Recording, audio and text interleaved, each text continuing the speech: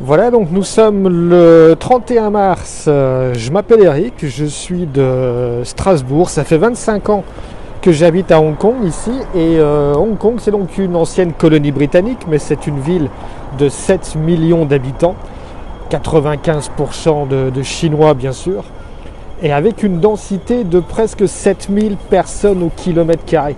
C'est-à-dire une densité 60 fois supérieure à celle de la France.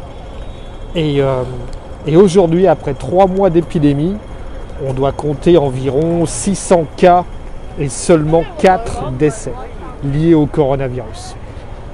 La grosse différence par rapport aux chiffres auxquels on assiste aujourd'hui, et c'est dramatique en Europe, aux États-Unis, c'est que ici, comme vous le voyez, 100% des personnes portent le masque.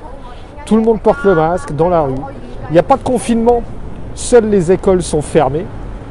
Mais par contre, les magasins sont ouverts, les restaurants sont ouverts, le shopping, les centres commerciaux sont ouverts. Et comme on le voit, c'est une activité quasiment normale, sauf avec le fait que tout le monde porte le masque.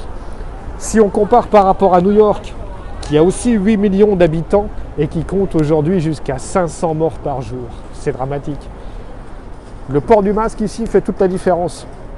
Parce qu'on voit que sans obligation légale, sans avoir forcément de contrôle policier à tous les coins de rue, c'est machinalement que les gens sortent de chez eux, sortent du bureau, vont faire leurs courses ou sortent tout simplement avec le masque en permanence. L'Alsace, qui n'a qu'à 1 800 000 habitants, soit une population de 220 habitants au kilomètre carré, ce qui encore une fois est quasiment 40 fois inférieur à la densité que l'on a ici. On compte aujourd'hui presque 500 morts à la fin du mois de mars. Ici, on est à 4 décès en 3 mois. Cette différence de chiffres est vraiment impressionnante, surtout pour moi qui vis à Hong Kong, qui suis alsacien d'origine et de cœur, et de voir à quel point en Alsace, la situation est compliquée, la situation est tendue, la situation est difficile. Alors qu'il semblerait que le simple fait de porter le masque puisse déjà vraiment être le premier geste barrière. Au niveau collectif, ça fait toute la différence.